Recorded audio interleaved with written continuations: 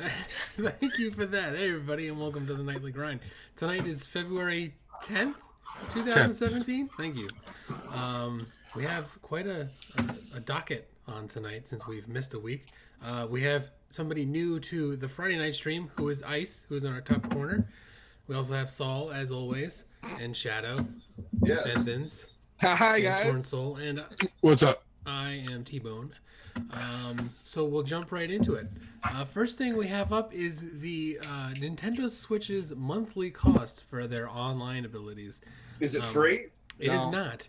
Was released by Nintendo's president, and it is going to be somewhere between 2,000 and 3,000 yen, which works out to be roughly $16.50 to $26.50. Somewhere in that range.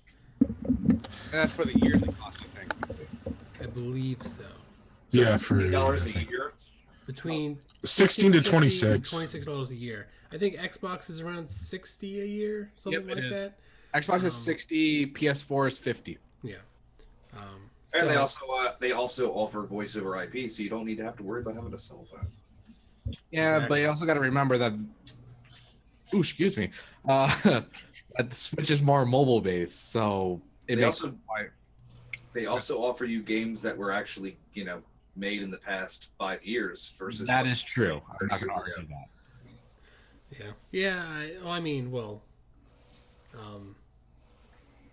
Yeah, I guess. Can you get Yeah. can you get the NES games anywhere else? Like currently, can you get them on the Wii U?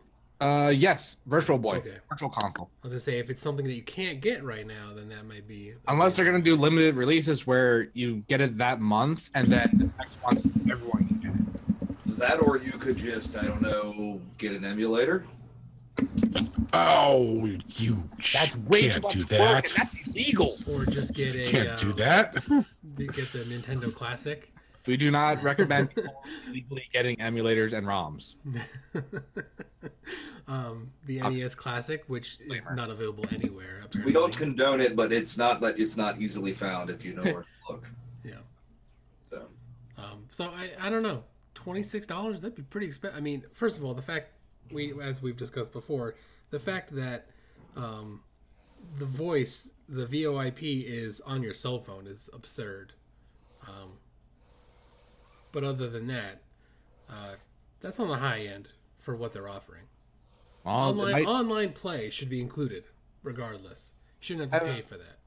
I have a feeling it's going to change a little bit down the road. There, people, if they're smart, they'll listen to their consumers. Yeah. they're fanboys. They'll buy it. They'll pay for it. They And the probably first few already months put is their free. money in. First few months is free, so there's that. Well, yeah, that's because the transition period of it all.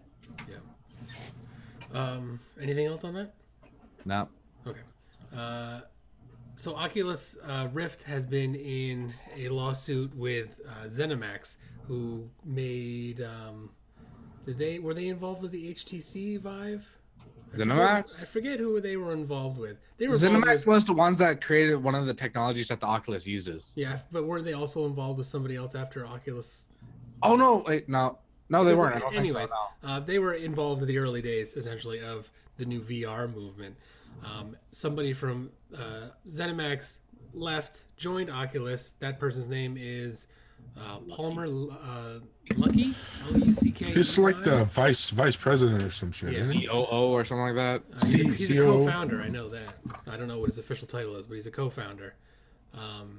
So it was found that he violated non-disclosure agreements that he had previously signed with ZeniMax, and Oculus, in a combination of different ways, has been ordered by a lawsuit to pay ZeniMax $500 million as part of this. It's a pretty hefty amount of cash. $500 million. $500 million. Wonder what the fuck technology he gave. Yeah, yeah. You know? He owes, I think, individually like $50 million. ZeniMax or Oculus owes $200 million for one thing and like $150 million for something else. And the lawsuit's pretty complicated. And this is why I'll go with. Dude, Facebook would just pull out its wallet and go, "Got change for a $2 billion bill?" I'm just gonna go with the Vive. It sounds safer. Yeah, only well, Facebook has been doing weird things with Oculus. Facebook has been doing weird things. Period. With everything. Yeah, that's true. Look, VR is perfect for social media. It really is. It really is. If you can use it for anything, it's got a perfect. That's social media. Why is it perfect for social media? I'm curious. Because you can get in Hangouts and you can see everybody that you're interacting with. There's going to be. Well, yeah, but think of all the things you'd be able to do. You'd be able to watch movies together, like right in there. Esports, that's one of the things that's esports, all these things you'll be able to do with people that live around the world at the same time. I can see that happening, but I see augmented reality being more that than anything.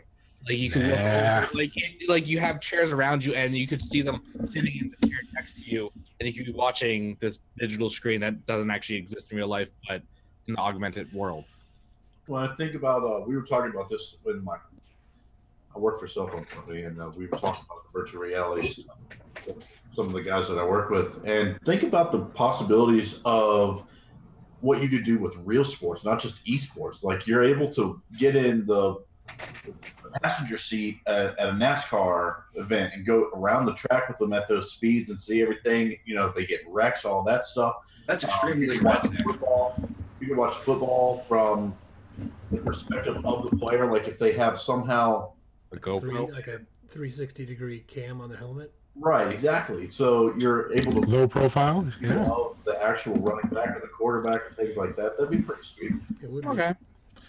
Yeah, there's a lot of potential for getting together with your buds and being social. Mm-hmm. Isn't this social enough for us? We're putting Imagine if we all had headsets on, though. One day we're all gonna have VR headsets, do this podcast in a different. Yeah, think of all the people that aren't gonna make it to see their FIFA finals, and they're dying, but they just can't afford it this year. But they could just pay a subscription or like and you just get to go and you get to be right in the middle of the action, right down the field. I'm just imagining this happening, and you look in the stands, and they actually have to put 3D models of people because no one's showing up anymore because they're all virtually reality. Well, no. If you come to the stadium, then you get to participate in the fight afterwards. So I mean, it's kind of that's what you gain. That's what you gain. Shadow. Okay, I'm sorry. I'm going to be a cynic. Yeah, it sounds all great and fun and dandy, but I guarantee it'll be at pay-per-view prices. Well, that's exactly what it'll be. They're not going to lose. And they're going to have a lot of lawsuits come off of it too. I mean, if you can just go and take your little Goku virtual reality thing to the movie theater and stream it to whoever you want, I mean, it's that kind of thing. Yeah, but I'm saying it's. I understand right, that. though. It's the aspect of the technology is too ubiquitous. Anybody can get it and kind of do it live anyway. And I mean, the NFL, you can't. The NFL, yeah. That's what I was thinking too. The NFL gets if you're caught like recording games, you can get in deep shit. The NFL would like beat you with a lawsuit. So I mean, it's a great idea, but I mean, it's going to be just expensive buying great tickets. And well, I think that's why the esports one was one of the first ones I saw people mentioning, like actual companies mentioning. Because the esports companies are it's easy to implement. All you gotta do is put a bunch of people sitting in stadiums around a screen. You can sit next to your friend. That's the idea, Honestly, I think the first one is the best one. I think NASCAR would be insane because they already do that to a point. But if they could put like an actual first-person view from an actual driver, that would be awesome. Honestly, what would be really cool if you're at the NASCAR event, they have those boxes. I don't know if we're gonna talk about it, but like really immerses you into it at the event. And there's your segue. So you can get the box that'll let you follow certain drivers and things like that. They'll be more interactive with those things in the future. I mean, obviously you'll probably pay out the wazoo for it, but you'll be able to put on the goggles and watch them from there. Look, you might have to pay a big fee, but you're not paying for the airfare and the hotel and the food and we're going to add that in. Race to get those things. Yeah, but I'm saying that it's not going to be cheap, and if it is, it's not going to be great. It's to get the really, really, really good stuff. They're going to make you pay. If you not thousands and thousands of dollars. Oh no, it's not thousands and thousands of dollars. But right now, if you want that tech, you're going to be paying a good $800, $900. And is it worth it? Yeah, and I mean, it's probably going to be the price of a pay-per-view. They're not going to sell that shit cheap. because it's price of pay-per-view is what, $39 or something? Depends on the 60, pay-per-view. depending. Yeah, 30 to 60. Yeah. Yeah, and it's not just watching it on a flat screen either, though. You get You're you know, watching like, it in a complete You get the immersive full immersion aspect of it. with your friends, and I think the 30 to 60 would have been well more spent if you can experience it that way than on a It flat reminds me of like Black Mirror a little bit. If anyone's seen that on Netflix, there's this whole one section of the episode where everyone is little avatars in a huge, like, America's Got Talent kind of situation. So you see everyone's avatar, but you're not actually there. Mm-hmm. So that's Like I how said, it's interesting, and some of it would be, like I said, some of it's would be great. Selling seats at the stadium, the aspect would be neat to a point. But I mean, they'd have to really do some serious remodeling to give you the ability to have like a 360 cam set. why would they need to sell seats though? I'm they not can saying just sell seats. I'm saying It's just you just party up with your friends, and that's all that's there. Yeah, the anymore. NFL, the owners, I'm thinking NFL particularly, like NFL and the owners and stuff like that. They're not going. You'd have to put the technology in the stadium and have it in a place that's going to make it viable. And they're going to probably have different scales. So you'll have like right on the front line, the 50-yard line, and then like more 360, like high. Just like you would for the actual game. It'll be more expensive. It'd be 360-degree cams that you could tap into. Wasn't there a drone? Did you see what they did for the Super Bowl? Wasn't there a drone at the Super Bowl? I was sick as a dog that this. I didn't even watch the Super Bowl. I don't know about the drone. I know that they connected some military people. Mazda connected some military people and their family back in the States. They sent them to the Super Bowl and put a 360 cam right next to them. They were able to watch the game with their family from overseas. That's and they had to buy a ticket to put the shit there too. No, they flew those people to the game. They did it all. So they just did it for the military peeps. Right, yeah, but I imagine it's just similar to what you were talking about because they'll end up having that kind of experience at some point, but it'll cost you, $500. They're gonna have to take a part of this. They're gonna have to put those cameras in a position where they're not gonna get fucked by anybody because people are gonna try to troll the shit out of it. Yep. And they're also going to have to put in and taking that position is going to actually remove seats. So they're going to make lots of money on it, but still the NFL ain't cheap, man. No. So they're going to make their bank off that shit. And almost all the sports venues are going to do that. Even soccer. Yeah, but I don't think that's gonna keep seats from getting filled. I think it's gonna give people that can't make it to the game an opportunity to see it from an angle they wouldn't be able to. And the other okay, I got to be more cynical on that too, though. But where's the benefit of doing that when you could just get a high def television and watch the thing?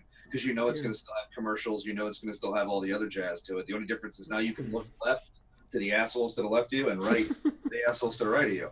So, I mean, because I can sit next to you, you asshole. Whereas we won't be doing that anytime soon. But you have a crappy view of the field. Could you imagine that at like a concert? Something though. That's why the esports thing works, because you can sit next to your friends and watch a screen, which you can't get a better angle of an esport. Like that's it. You watch a screen. Whereas in football, you want to watch the TV because they have the close-up views, the replay, all that. The never-ending color commentary that just adds so much depth to the game. The only other option would be you can sit next to your friend on the couch and watch the TV of the football game. The alternative. Well, they have that now. It looks like a huge, massive screen sitting in front of you. Right. Honestly, with the esports one, I think it'd be really neat if they, with the VR aspect, you can use your keyboard where you just like the arrow keys, so you don't have any complicated buttons, where you can switch between what each person's seeing on their screen. I said, some sports I think it'd be great. I'm thinking like football, basketball, and baseball. Baseball would probably be boring too because baseball's just boring. Only if we put it on an aspect from the point of view of the ball. I was thinking that it would be awesome, and I know you've played the sport. I don't know if anybody else has, but like a goalie cam in hockey where you actually see like the goalie's perspective. Oh, come on, man, that would be awesome. Right, that's real. Slap shot coming right at your face. That's what I mean, man. That 8-ounce fucking piece of rubber fucking flying right at you. It's terrifying. Yeah, it would be terrifying. Puck cam. It doesn't look. Anybody who hasn't played hockey, that little puck doesn't look that bad, but when you pick that motherfucker up and you realize how heavy it is, especially when it's frozen. Yeah, and then you got that guy at the fucking blue line that's a fucking D, and he's just literally going to slap the fucking thing 130 miles per hour at you. No. All right. That was way off course. Tangent.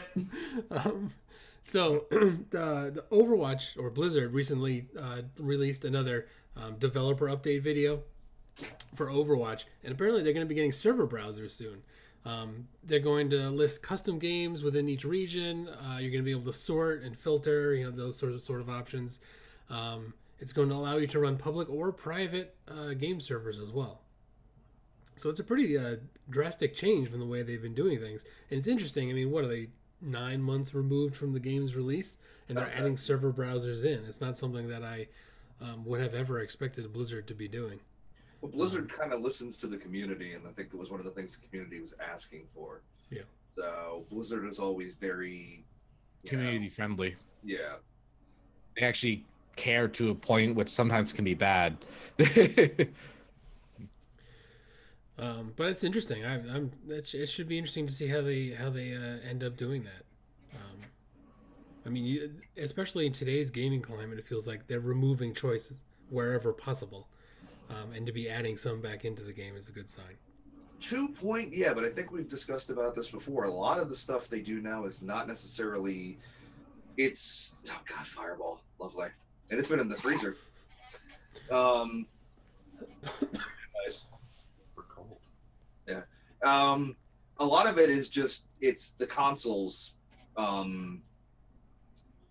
I can't think of the term word right now because my brain just lost it. But the consoles basically just. Yeah. They're bringing the console type stuff with server browsers used to be the way you did it, and they went to this fucking matchmaking bullshit, which was primarily built for console gaming, and it's horrible. I mean, it really, really is. For example, trying to play Battlefield today, you join and it's literally you wait 2 minutes to fucking actually for it to load up and get into the map. And then once you get in there, it's an empty map and you got to fucking exit. And it takes another minute and a half to turn it off and exit, So it's just, it was the Dirt Showdown that we got for free. That was clearly built for consoles, the way you navigate through the menus and stuff. Oh yeah, there's no mouse and keyboard support at all. Yeah, well, it's only keyboard. You can't click on anything with your mouse to go to options. You have to scroll down with your keyboard to do it. Except the thing is, I don't remember ever seeing Dirt on the consoles. It's console release. It has to be. Yeah, it has to be. But the way their layout is, it has to be a console game. It's something me and Tor were actually talking about last week.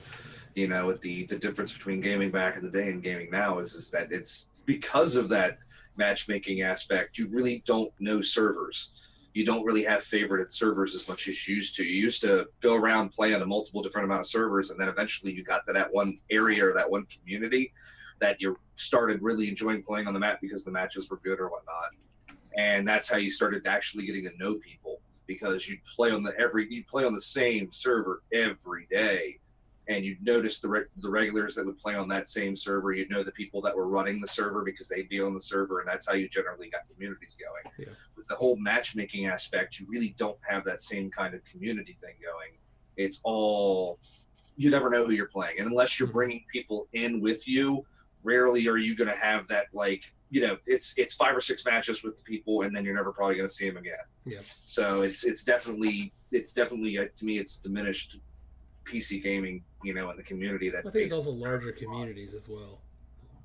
Yeah, but I mean, when you have a group of 100,000 people versus a group of 1 million people, you have a whole different set of issues. Yeah, but I mean, it's still not even that. It's not even the issues aspect. If you just went to a server browser, and it wouldn't be a problem because you just go to the servers and find what servers you want to go to, and So I don't know.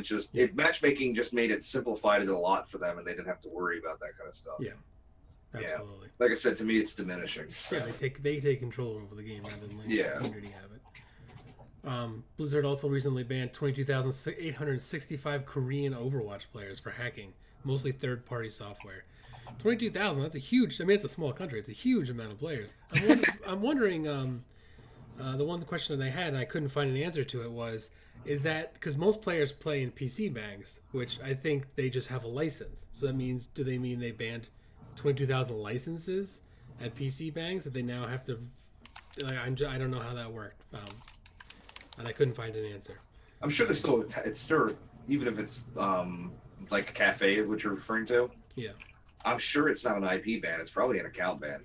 Yeah, but I think it would have to be. I think but every individual player doesn't, like when you go to PC Bang in Korea, you don't have to buy a copy of Overwatch. The computer has it on there already. So I don't know if they have some sort of a system where you can have a username without having to buy the game. I don't know how that works.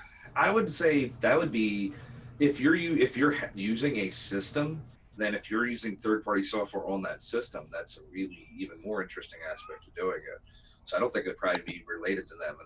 I mean, the vast majority of people don't have their own PCs. They just go to the PC bangs and play there. Yeah, but I'm saying if you're doing that, if you're not hacking, putting software on somebody else's computer. Yeah, because I think those computers are locked down to a point where you can't put third-party software. Imagine I'd hope so. Viruses coming in on Yeah. their It'd be PCs. like going to a LAN center where they have PCs set up, but they're locked down, where they have a UI overlay where you can play these games, and that's it. You have no access to anything else.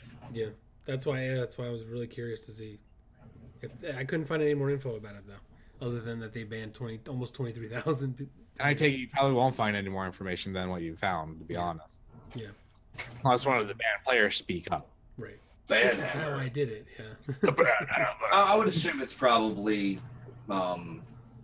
Well, what was it? Blizzard also said that they're not tolerating hackers, cheaters at all. Like you don't get a warning, you get insta banned. That's a huge wave of bans.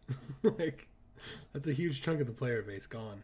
You think people would have learned already that, hey, they're not fucking around? No. If you go through and read some of the messages from people that got banned, they don't understand why they're getting banned. Like, we should sue them for banning us. We paid for this game. We should be able to do what we want. No. One guy, he got banned because he cheated and everything, and then he bought a copy again, and that account got because I guess it was, I don't know if they followed his MAC address or what, but every time he bought an account, it kept getting banned. A hardware ban. They gotta go do it I was gonna say they gotta do it the old school way. They gotta do UID bans. That's what they really need to do. So was this guy getting banned because of something on his computer or hacking? Blizzard has a pretty good. Blizzard has a good scrubber tool. I can't think of the fucking name. Well, they have full control over what they're doing. It's completely hosted on their end. Yeah. So they can really, really double check and know when people are doing stuff that's illegitimate. I mean, realistically speaking, that's not really ever been an issue with catching people hacking. I mean, even back in the day, Punk Buster and some of the stuff that they've always had, it's easy to find hackers. It's hard to ever really get them, eliminate them, because there's you could always just get a new account, or something along them lines. So it's even worse if the game's free. Well, I mean, the joke's on you if you want to keep using the same shit that you were over and over again, even if it was legitimate. You didn't have any hacks for, say, that game, but you had something else harmful. I mean, well, clean your shit up, man. This is people not reading the EULA. That's it. It says right in there you cannot do anything to this software, including using third-party vendors. You read it? I was gonna say, we read that? I thought it was just common sense not to. I've read a few over in my day. I've read a few. I think Torrin, you're right on that too. Point. I mean, that's the reason they do that. But I mean, it's kind of, like I said, it's still a moral question when you come to gaming. I mean, if you're playing against a lot of people, like I think all of us here have played like one single player games and cheated the fuck out of it just to have a good time. That's something different. What? But it's like in. I think you think that's you then. Console commands and stuff. Yeah, I'm talking like that. I'm talking single player games like Morrowind. Like you mean like creative mode in Minecraft? Is that what we're talking about? Like in Skyrim where you use your console commands and you give yourself the best armor at level 1 or whatever. Yeah. God mode. Yeah. Yeah, I mean that's generally it. And I mean it's just. No, I know what you're talking about. So I take this way far back, way in the day. The Game Shark. Game Shark. You were still suckling from the teat when we were gaming. No, I would never use a Game Shark until I beat the game originally, and then I go back and start using Game Shark just to abuse the crap out of everything. It's still the same aspect, though. It's the thing where you're just, it's doing that, but when you're playing as like a regular like single player game, it's not an issue. When you go well, so are you saying that gamers today are just less ethically? They're just motivated? Not moral? I would say maybe to a point. I would say it has more to do with the fact that it's.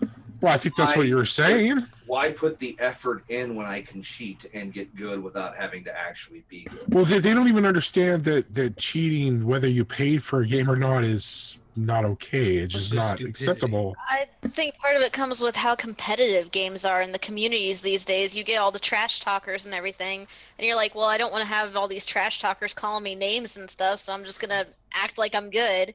Peer pressure? Yeah, basically. Yeah, but I mean, that's not an argument though. Well, see, what I'm saying is that you get some of these games that have been out for a year or two or something like that, like Halo or whatever, where people have already honed all their skills over the past year, and then they start making all these proxy accounts, these level 1 accounts to go and destroy everybody because they're not good enough to compete with people who've been playing as long as them. There definitely accounts. There definitely is that problem, but like I said, I think it has a lot to do with the fact where people, maybe it's the whole like trophy mentality. Everybody's convinced that they're the greatest thing since sliced bread, and when they get to a game and they get their asses handed to them, they don't realize that the reason why they're getting their asses handed to them most of the time is they haven't played the game enough to learn how to play the game. It's not like they just are going to be naturally fantastic at it. You have to put the time in to learn. Well, you're not going to be naturally fantastic at it, but you're going to feel like you're really terrible if you're going in learning how to play a game and all of these really epic people are starting off at level 1 accounts where they already know what's going on. You're going to feel like you're really stupid, and especially when they start trash talking you on your first game. Yeah, but that's still taking the low road. But that's Smurf account. I don't trash talk my teammates. I trash talk the enemy team. Which is just as bad. Yeah, it's not any better. It's the aspect. It justifies everything. No, it doesn't. To me that's no different than cheating. You're supposed to trash talk the people you love. That's like going into an elementary school and playing dodgeball and beating the living shit out of children, and then like, motherfucker, you see that shit? You couldn't catch that. I mean, it's like it's challenge accepted. Dude, this little kid's over there going, he hacks. Yeah, I mean, he real life hacks. I think that's a bigger question of gaming. Gets a catapult and starts shooting dodgeballs back. I'm saying it's the bigger aspect of the ethical aspect of gaming as it is anyway. It's the thing where it's like everybody's gonna, every time somebody plays the game the first time, they're gonna be bad at it most of the time. Rarely will somebody just like step in and be fantastic. And it's there used to be a time where it's like you played a new game, you went in, you had a good time, you learned how to play, you got better, and you just played to have fun. Now it's basically you want to play to brag and basically act as if you're cooking God's gift to the fucking world. Look, we can all agree I'm like the worst player in the world, but I don't need to cheat. I can lose well. You did have your own segment for a while called Torn Sucks. I mean, we'll go to League in the aspect of talking about smurfing and shit in League. I mean, I did that. I'm not gonna lie. Really bad about it. If you're smurfing in League, you're probably shit to begin with. Hey, you're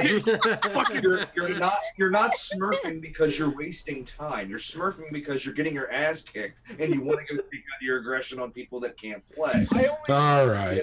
Now, how many of us have a Smurf account in League? Next topic. No, but hold on. I'm not done. I'm not done just yet. Dude, get it out. It's like going back. Get it up. That's what you said. League is a perfect example of a community that's basically built around that venom and vitriol. I mean, if you play that game, it's literally you have people that will just completely go off the deep end because everybody else is quote unquote sucking. You know what I mean? And it's they might be the worst player that's ever even installed and played League, but they're going to tell you how bad it is. So, Epic, right? And it's just it's a bad thing for gaming in general. Yes, yes. Let's move on. I forget the name of the who makes Insurgency. I forget the developer's name. Those one guys. I can't remember. Anyways, they released a statement about their upcoming game, Insurgency Sandstorm, which we talked about a little bit previously, but not much. And they released a whole bunch of new information about it. They're going to have expanded environment scale, and the reasoning for that is because they're going to be adding light vehicles for transportation and fire support. They're going to be adding new game modes designed for vehicle gameplay. They're going to have a competitive matchmaking, anti-cheat, and ranking system, improving ballistic systems, including bullet drop and travel time. That's partially because of increased scale as well. That's New World Interactive. New World Interactive, thank you. You're welcome. They're going to have interacting with the environment by being able to climb ladders and doing door breaching. And they're going to also be adding a story mode for 4-player, you and your 3 friends. And single player. All 3 of your friends. Yeah, all 3 of your friends. Well, we're screwed. And single player gameplay. The story focuses on a female protagonist. I'm sorry, what kind of mode is it? A story mode for 4 players, you and your 3 friends. Or a single player, you and your 0 friends. 0 friend. Well, just you and the soldiers in your head. Yeah. Yeah. Wow. That's how it ends, where you just wake up in an insane asylum with a straight jacket and then a padded room, banging your head against the wall rhythmically. So a lot of the changes sound like they're being added because they're adding vehicles to the game. They're adding vehicles, so they need to make the environment bigger. They need to add bullet drop and travel time because the environment's bigger. As long as it's only light vehicles and infantry, I am totally down with that. As long as they don't have like tanks, because it's so hard to balance when you add air and tanks and heavy vehicles and stuff like that.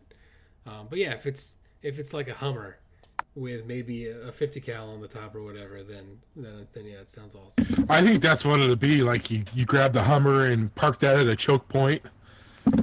And then set up, Yeah.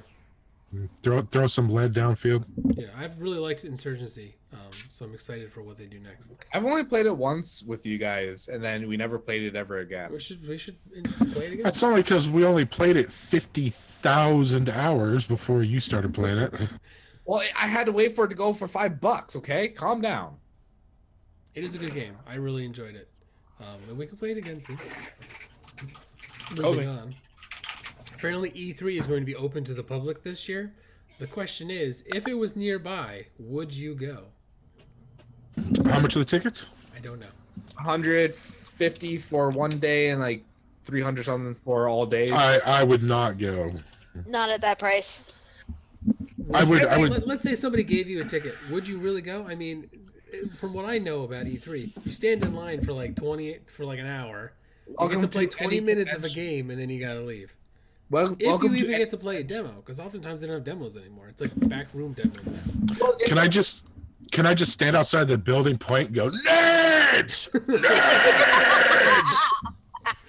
Okay, Team 4-star here. I don't know if I would go to such an event. I don't know if it would excite me. Even if I had to pay, I'd have to justify it on the fact of what the goodie bag is. Because a lot of conventions have pretty good goodie bags on how much the cost of the ticket was. Yeah, it's not the E3 itself. It's the junk they give you in the bag at the start you're looking for. That's the goodie bag, yeah. That's it. And also, like, it all depends on what is going to be there. Like, before I go to a PAX trip or buy my tickets, I like to see who's going to be performing, who's going to be actually at the convention. They will announce, like, hey, we're going to be at PAX. So that's how I would know if I want to go or not. So even if it was like 2-hour drive from if there's no, I don't know, if you're going to get interviews and stuff, I would say, that would probably be good, but no interest. I mean, it literally all E3, maybe like 10, 15 years ago when E3 was still kind of like underground, maybe, but underground. But I'm saying E3 has become literally nothing more than a full-blown commercial event, and all you basically are going to be getting is AAA developers basically selling you bullshit. I mean, if you really look over the past 5 years, even longer than that, maybe past 7, 8, 10 years, it's literally become a shitstorm of look at the games we're showing you, look how great they are. Oh, they're shiny, they're great. Look, pre-rendered game footage, which, you know. Well, some of them are not pre-rendered. The majority of it is. I'm just saying the events you're going to want to go see are going to be the AAA gaming events, and it's literally going to be nothing but a circle jerk of AAA game developers telling you how great their new game is, and they're running it on a PC even though it's supposed to be on a console. And the big is you can watch it really well on Twitch now. Yeah, so I mean, it's why would you want to? I mean, and most of the time, how many times have anybody really enjoyed watching the presentations they do? It's literally nothing more than the developers sitting there slapping themselves in the back, telling you how great of a job they've done. Well, and all the employees are in the crowd going, "Woo!" Not just fanboys in general. You know? It really is. Yeah, it is just aspect. Yeah. So I mean, it's not like it was, you know. Many years ago, it was a lot more. They wanted people to act. It was an event to get people showing up. It was kind of a tech demo thing. Now it's just becoming more or less just fanfare and. Well, also nothing really. It goes back to the developers, but they're showing off a lot of their new or like tech that they. That's the whole point of it. Yeah. Yeah, but I mean, honestly, what's the new thing we've really been shocked with over the past 10 years? No Man's Sky. Ooh, that was you really could say good. You were at E3 when they showed No Man's Sky. I was shocked it just kept going. I would end up showing up to it just for the sake of saying, yes, I went to an E3 convention. Yeah. And for another, with it being open to the public like that, there's going to be a ton of cosplayers. There's going to be a ton of like people watching. It's just a cringe fun. fest. Yeah. I mean, but you're going to have some cool stuff there too. Yeah, no, I see that. I mean, legitimately, there's going to be cool stuff. There's going to be merchandise or whatever. I'd be merchandising. Right? Yeah, all of it, which will be, I'm sure, really priced low. You know. It's going to be an arm and a leg, but conventions. You don't need it. You're a gamer. You sit in a chair all day. But if it's like most of the other conventions, and you have like artists and all kinds of just random people. There's interesting stuff to see. Cosplay costume championships. So if they make it into a nice convention, then yes, it would be more entertaining to go to than it just being, hey, this is new, and that's it. But the only thing I'd be interested even remotely going there would be to see the sales floor and see the actual tech side of it. And seeing because that's going to be the big push of it is you're going to have see what NVIDIA has out, see what Asus has out. They're cutting edge shit that they're literally going out there saying this is what I don't like the idea of I don't like the idea of the biggest bidder being the one telling you what you have to have this year. I like Shadow said, seeing like all the tech. I just want to see the tech that we will never ever see, like the consumer stuff. Like us consumers will never see it, but we get to see it there. Well, it's just that would be just I mean, trying to get Nintendo Switch this year. Trying to get yeah, that's just what I want to do. Played it at PAX South, and they're probably going to bring it to PAX East in April.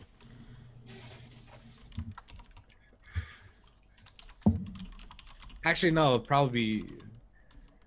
all be out because it comes out in March, so it won't be at East. I'm just it'd be interesting, but it's not one of those things that would really like. I mean, a lot of it would just be it's become more of a commercial event than an actual like anything else. So yeah. Well, I think it'd be interesting, especially as Saul said, is for the people watching. Saul, are you a people watcher? Oh Lord, yes. Do you just sit down on a bench, have a Yeah, that's one of the best parts about going to the Comic-Con out here. They've got all the cosplayers and all. It's awesome. It's so much fun. Yeah, the cosplay, when I went to the League event in New York City, the cosplaying was very cool. The cosplaying at Anime Expo in Los Angeles is really good too. Honestly, how many photos of Annie did you take?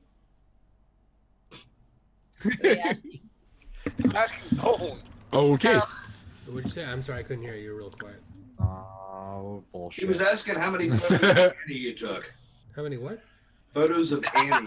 Oh, photos of Annie. No, Kim took a photo with somebody dressed up as Katarina, and that was a pretty good one. And then we saw these two people. I think they're from South Korea. They brought them up like near the stage, and one was dressed up as Arcade Riven, and that was really good. That was a really impressive cosplay. But there's a whole professional group of people. You could tell. Yeah, she was a professional cosplayer. It was amazing. A lot of professional cosplayers do those those events. Especially, I mean, it was part of the world semifinals. So you're gonna get the top end people there. Even when you go to PAX East, you get a lot of professional cosplayers. Yeah. Well, it's like last time I went to Otakon. Last time I went to Otakon, we were sitting in line to get into the place, and the chick behind us was basically talking about that, and she was along the lines of she was fully decked out. I don't remember what, but she was basically talking to the people around us, and she was saying, yeah, she does it for a living, and she just goes up and down the East Coast and does every con. And all I could think of is, where the fuck are you getting your money? She might actually get free admissions and stuff like that, and I don't know, but I mean, it's just like, I'd like to know where you're getting that money. Well, she also probably gets money from. What are you doing, Torn? What is Torn? Horn, what are you doing? You don't want to fucking know. He's laughing. Oh my god. I was just saying there are other ways to get tickets. That's all I'm saying. Do that. Well, yeah, I guess you could say. Go back to your damn vaping. Anyhow. Sorry, I was discussing. Yeah, we are all the chat. Beads, you're my favorite friend. Ben, this is a huge AMD fanboy. I'm not Team Red or anything. I'm only wearing my AMD t-shirt. I used to be. Now I'm an Intel motherfucker, so. It's Transformers, motherfucker! I'm whoever is best at the time. So we'll move on from E3. That was an interesting discussion. So apparently in 2017, according to Activision's COO, Call of Duty is going, quote, back to its roots. The COO said that, quote, traditional combat will once again take center stage in 2017's Call of Duty, which is being done by Sledgehammer. Does that mean we're going back to World War II? Does that mean we're going back to the gameplay style of the older ones, but a different setting? We don't know. But sounds like they learned their lesson. Yeah, clearly the most recent one got shit on. But it still sold a lot, which I think every Call of Duty sells a lot, but it's not selling as well as it used to. They've hit their pinnacle and they're on the downward slope now. Maybe. So. I mean, maybe they can get some more momentum if they do a good one again. I do like the gameplay style of the old ones. I loved COD 4. It was a great game. World at War was World a great at War game. was a good game. Yeah, they were really good shooters. I like that style. The close combat Twitch shooters, more of my. It's not really Twitch, but Twitchier. It's a Twitch-based shooter. Yeah, it really, really is. Yeah. The hit to kill ratio is extremely, extremely narrow. Yeah. The hitboxes are gigantic. It's a Twitch-based shooter. It's all about being faster than the person shooting at you because all the guns kind of do the same damage. Yeah, but they were better about it at the start. They were to a point, but it was still damn baby. That is one meaty sandwich. Realistic kind of shooter. It was a Twitch-based shooter. So I mean, I'd like to see him do that, but I think the thing is that like with Titanfall 2, I mean Titanfall 2 hit like it didn't sell as well, but it hit like every gaming critic basically called it one of the best games of last year because it was such a well-made game. And I mean, it really is a well-made game. It definitely is a great Twitch-based running gun shooter. So I think Call of Duty no longer has that title to a point. They might have the market presence with the name, but they might need to go back and try to make it more of an actual shooter and less of a complete bullshit fest. Yeah. Because I mean, they got to the point where they really started really running with the gimmicks, and the gimmicks never really became anything, in my opinion. You know, the old like Call of Duty 4, the kill streaks was something really interesting that really could change the dynamics of the map. They got to the point where like kill streaks became literally just like a thermonuclear warhead going off on the map. I mean, it's literally just it got stupid. Yeah. So it'd be neat. Maybe they took something innovative and new and they hoard the hell out of it. Yeah, they hoard it. Yeah, they beat that horse until it was dead again. Yeah. But I mean, the question is can they do that? A lot of the elements that we just kind of bashed are the elements that made it extremely, extremely, extremely popular. If you go back to like the roots, i.e., go back to Call of Duty World War II shooter, you're really narrowing the amount of what you can do. You're narrowing the amount of weapons you can add. You're narrowing the amount of add-on features, like, you know, sights, laser sights, all the fucking little, you know, glam shit. You're kind of going more basic. They could always go with what they did with like Battlefield 1 and add like literally shit that never existed and just kind of go, we're going to do it anyway. And I mean, I don't think that'd be an issue, but you're really, what are you going to do? I mean, it'd be interesting, but I mean, I can't, I think it's one of those things. It's kind of like the Jack in the Box. Once it pops, it's kind of, you can't really stick it back in and have people go, oh, wow, I'm surprised again. You know, it just, I don't know. Have you ever played with the Jack in the Box? You literally do that over and over. You literally jump all the time. You're not drinking enough, Shadow. By the way, I'm going to pronounce it Anel okay. Beads. Okay, I'm going to go back then. Okay, not a Jack in the Box. A little spring, like, worms. The snake in the can? Yeah, how about that? All right. All right. Yeah, that's a better analogy. Just a Jack in the Box wasn't, you know. It was a horrible I turned the lever and the thing. How horrible was your childhood? And then when I pushed the Jack back inside the box. Did you get like a Dollar Tree Jack in the Box where like, and it never could go back in? It just broke. It just popped out and gone. Oh, he's pissed. I just thought Jordan was more intelligent than that. I kind of like. Let's move on from the Jack in the Box. Oh, God. Let's all step back. Let's move on from the Jack in the Box. And move on. To help promote the upcoming Ghost Recon's Wildlands, Ubisoft, or Ubisoft, however you want to pronounce it, UK marketing team has set about creating a feature-length documentary film based on Rusty Young's book Marching Powder, which concerns the real-life drug trade in Bolivia.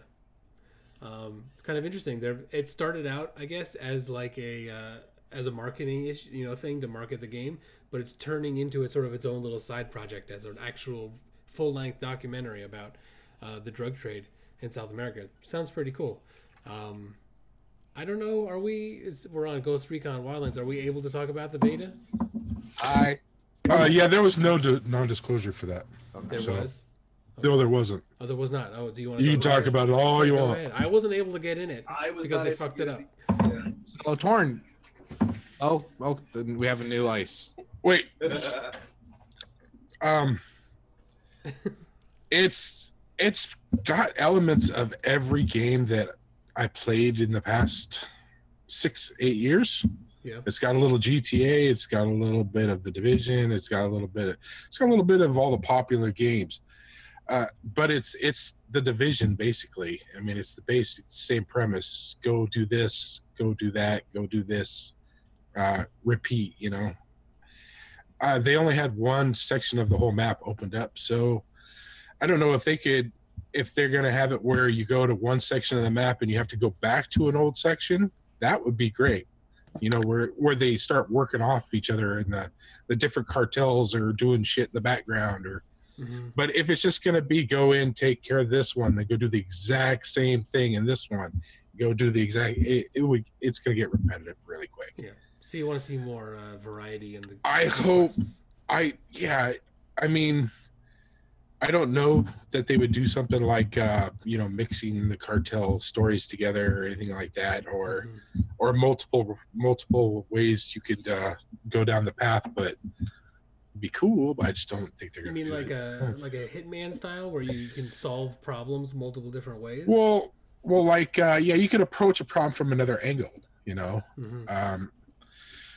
I will say that, going in, doing the missions is a lot of fun. It really is. If we were in there doing that and we were all, trying to use stealth and working together, it'd be a lot of fun. I'm sure as a co-op game it would be, but when Yeah. When you're not in there with your buds, you know, you're in there with somebody who's might just fuck off and ruin it for you. And well, that might happen when you play with your friends, anyways. It's got walking. You know what it feels like? It feels like an Arma mod that's well done, like a well done Arma. It plays well, and it's got a lot of cool different features and stuff. I love using the drone. The drone's got all different kinds of little buffs and stuff you can do to it. It's got different roles and stuff. There's different roles for all the skill sets and things and all your little tools and gadgets and stuff. But does it play like The Division? It's the same basic idea, but it isn't linear like that. So I know the gameplay's not, but like the control feels and the way the character runs and stuff like that, it feels sort of like it's a little. I think they need to work on it. It's a little sluggish. But maybe they want to make it more sluggish because they want to try to make it more tactical. But like one time, I'm heading down to take care of this side mission, and I come across just some cartel members just hanging out in the field around their car, drinking and shooting their guns and fucking off. And so I had to choose whether I wanted to go, through them, you take them out, or go around, And you can tell your teammates, your computer teammates what to do, but the scroll wheel makes it like really hard to pick what you want to do. It kind of goes past, and you have to go back and forth to get on the one you want. It's not very. And the driving shit, I'm sure, as everybody's heard, it's unbelievable. I don't understand what they were even. Like they just made like driving, or the car driving, or everything. Well, the helicopters are terrible. The cars aren't too bad if you get like a heavy truck or something, but the driving, it's weird. Like it looks like you're going to be driving fine, and then all of a sudden it's just squirrely all over the road, and it doesn't. Weird. Yeah, it wasn't very. Like terrain interaction is fucked up. I don't know about that. It's just like it seems like it was oversteering and slippery where it didn't need to be at all. Were you using a keyboard or a controller? I was using the keyboard and mouse. It could be. I would be willing to bet that it's probably not optimized for keyboard control. Probably it was. It was. You're real quiet, Shadow. I am. Yeah, you are. It was the graphics were a little sluggish, but it wasn't optimized yet for the a final game. So. Any better? I really could. Yeah. Yeah.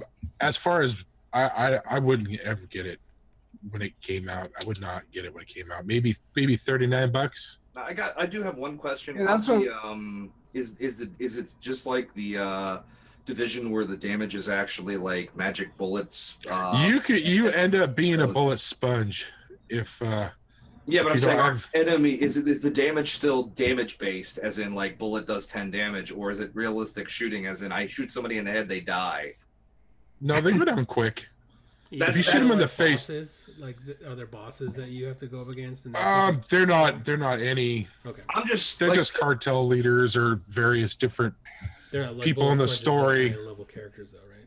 Listen, my main concern would be is it going the main issue I had with the Division. Don't get me wrong, the Division was fun, but my main concern was the Division literally, as everybody said, became such a fucking bullet soak, where it was literally shooting somebody 10 clips into their head and you barely took 10% of their health away, and it got to the point where it was just like stupid. It did seem like if you don't play smart, you're going to go down fast. I was watching people just run into the middle, hoping to be fine, and it doesn't seem like that's what it's supposed to be. Well, it's supposed to be stealth and recon and the simple thing was, are the weapons actually like Rainbow Six, where it's like I shoot, they die, or were the weapons based around like the even with the silencers on, I was putting them down quick. Well, so it's actually like Rainbow Six style gameplay, not Division style. I think they found somewhere in between. To tell you the truth. See that? Yeah. I could not believe some of the videos where people were complaining about just going down quickly, but they were just running through the middle of Yeah. You're not going to live. Rambo style. Yeah. Yeah. That's interesting. Like I said, if it was anything like the Division damage system, I wouldn't put money into it. If it's more, See, that's the thing that got me really annoyed with the Tom Clancy aspect. Tom Clancy games used to be a hallmark of more realism, and The Division was seriously just arcadey as fuck. So, somebody said in between, as in GTA, like question mark. Between what? Like GTA would be more. GTA still have a health bar. Well, Torn, you said it kind of felt a little GTA-ish, right? It did kind of feel a little GTA-ish. The open world part of it, I imagine, right? Yeah, it did kind of feel like that. It felt like the driving should have been more like GTA, and it wasn't. It's surprisingly. Is there any air vehicles, or it's just land vehicles? Yeah, no, there's helicopters. How are those? Their control is terrible. Okay, so all vehicle control is just terrible. All vehicles are so. I feel like they should wait, 6 months and just get it right. When is it supposed to be released? Hey, it's March something? Yeah. Really? 17th or something? Yeah. They only just released the closed beta? Yeah, I feel like they should wait and try and fix some of these things. I hope they do. I wonder if they'll take the feedback from the closed beta. But look, even if you say it's kind of like Division, I mean, just the fact that it's not linear, with the buildings don't force you to go, left, right, forward, back. It's really makes it a lot more fun, I think. Well, I had fun just playing single player. I had no problem. That's the thing that just bothers me. I like this. I like the premise. I even like the premise. I really like the premise behind The Division. It's just it became like I said, the way the weapons were set up, the way the health system was set up, it was a complete utter arcade bullet soak type game, almost on the lines of Borderlands. But it never felt as if in Borderlands, when you got that new special weapon, you could feel the game change with that weapon. And Division never seemed to have that kind of like, oh boy, I got a really, really good gun. I can shoot through people, unless they were way, way lower level than you. So you eventually got to a point where it was like, you're going to be grinding a lot to get gear. And I mean a lot to get gear. So it's just that's yeah. One of the cool things with all the gear, it tells you which part of the map you need to go to get the piece of gear that you're looking for. So it wasn't just like it said for this gear you need to explore this region. And, you just go. One of the things that bugged me is you only get one little region to work in. So for like the side missions where you stop the transport vehicle, you only have a few seconds when it would spawn up before it would cross into a new region, and you couldn't follow it or else you'd be out of bounds. So, I mean, you have this like just a few seconds to try and nail this transport vehicle before it hung a left and it was gone forever. It was done. That's weird. Yeah, it might be one I'll get eventually, maybe when I find out. I said $39, and if they fix the sluggishness, and if they got the few things right that it needs fixed, $39 would be really worth it. I was hoping it was going to be something along the lines of like the old Ghost Recons, where it was, you could select your weapons and select your loadout, and you do that, like, decide all that stuff, and then one bullet could kill you, and it was about being tactical and very, very tactical. Yeah, well. Yeah, it wasn't quite that. If you want to go in guns blazing, you're more than welcome to. But I could take a vehicle that I steal. I could steal like one of their vehicles and just drive up to one of their headquarters. They're like hideouts, and they're all standing around shooting the shit in the driveway, and they get alerted, but they just weren't really engaging in. Well, maybe the AI may not be perfectly either, but it seems like they have several things they need to square up, but when they do, it's going to be worth maybe not launch day. Sounds like you can do different stuff. I would just, like I said, the old style Ghost Recons were really good. The way they set up, the way It's not old style Ghost Recon. Yeah, it's in name only the same. That's sad. Like we've already had the discussion about how they have to make it arcadey style so everybody can play. But see, I don't understand. They're not going back to that style. But see, I don't understand that. You have Rainbow Six, which is legitimately that style of gameplay. It's probably one of the most popular games on their platform. You'd think that if they took that and made it a more open world game, Rainbow Six is now their close quarters combat game. Segue. Yeah. Segue into Rocket League. Rainbow Six. Oh. Siege. Yeah, we'll go into. Well, that's a video. Oh, is it? Yeah, I thought it was just we'll segue with your weird interruption though. So rude. Rocket League developer Psyonix has joined up with a toy company, Zag Toys, to release a series of 12 miniature pullback racing cars from the game. So you can buy, and apparently they're going to have some sort of like QR code or something where you can unlock skins inside the game by buying the toys on some like limited edition versions. But it made me think about like merchandising with different games, and this got to be one of the most difficult games to merchandise for because it's a freaking car game. Actually, Look, we found a way to print money. Yeah, actually, speaking of merchandising, Rocket League also just announced what their next DLC is, and it's Hot Wheels. That's right. Yeah, I did see that. I forgot to mention that. Rocket League's been doing a lot lately to try and, I don't know if they're trying to get people back into it or what, but they've been doing a lot. It's a fun game. I don't mind going back to it. It's just it's a fun game. They've done a great job with a weird idea. A weird idea. It was back in the PS2. Yeah. Well, we discussed it. We discussed it many times. We discussed the documentary that got done. And it's you worth checking out. I did. I posted to our Facebook page. Hey guys, you should definitely check it out. And yeah, check out our Facebook page, The Nightly Grind. By NoClip, they did a documentary on it. It's really good. It's and it was interesting development. And that was an Indiegogo or something, right? They completely raised all the money just to do that. Patreon. Yeah, he does Patreon to do his monthly monthly documentaries. Most recent one was about what's his name? Carmack. No, not Carmack. The other one. Yeah. The other one. Romero. Yeah, that one. They work together.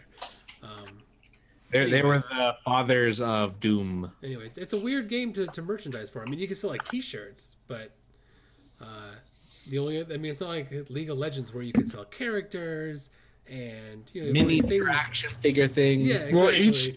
Well, each car comes in a ball, and you get it out of the ball and close the ball up, and you can push the ball around with your pullback toy.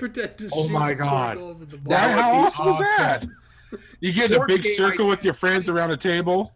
Having this right now, we need to copyright this, sell it to them so we can make money. No. Be the best board game ever. Until somebody loses an eye. So let's move on from that. Yeah. Star Wars Battlefront 2 is going to be coming out holiday 2017, which would be this holiday season. DICE is developing the game alongside Criterion Games, who you may know from the Burnout franchise. It's going to include a single player this time, which was a big issue that people had with the last one, that it didn't have a single player. And it's going to be spawning throughout the whole universe. It's not just going to be like one section of right, and it's going to be multiple time frames. So we're not going to just be stuck in a single time frame. It'll go across. You'll probably have Rey or somebody like that in there. Luke, skip episodes 1 to 3. Anakin, Jar Jar. They'll be in there. I don't know. They might put 1 to 3 in there, and people might really pay good money just to shoot Jar Jar over and over and over. Good idea. Failed mission. Don't give a shit. That could be the training mission, like the introductory learn the controls of the game mission. Shooting Jar Jar in the face. And they just made tons of money because that's going to be a DLC. Yeah. $20 just to shoot Jar Jar. So the last thing I have before we jump into some videos is a high definition texture pack has been released for Fallout 4. It is a 58 gigabyte texture pack. The minimum requirements are Core i7 5820K or better, 8 gigabytes of RAM, a GTX 1080, 8 gigabyte or better, and of course 58 gigabytes for storage. So this is a pretty serious texture pack. What's better than a 1080? What's better than a 1080? Two 1080s? Is a Titan better? No, I don't think a Titan. High-end Titan X? Titan X might be. The 1080 beat out the Titans, I think, on most of their Yeah. Well, I guess two. If you have two 1080s. I was saying the only way SLI is just shit. Yeah. So it's a serious texture pack. If you're still playing Fallout 4 and you really want high def. Is it free? Yeah, it's Steam Workshop, I believe. Was it like the download it and give it a shot because I have all of that. Oh, somebody, Like the Skyrim one? Anel Bede says the pack barely changes anything. Didn't notice any real drop on my system. He's got a 4690K and an R9 390X. AMD. Doesn't surprise me. I mean, it's nice to see that kind of thing, but I mean, it is still a dated engine. You can polish it, but you can't really do much with it. Are they running off the same engine Skyrim ran on? I think so. Because I know Bethesda also did that with their Skyrim, where I think it was like a week later they did a high resolution patch where you could download. And it wasn't 50 gigabytes, but it was still. But still, at that time, that engine was still relatively. It's the creation engine. Yeah. Yeah. So I mean, it's one of those things where back then the technology you could increase it and still get more out of it. Now you've kind of hit the pinnacle and you're circling the drain, which is nice. So.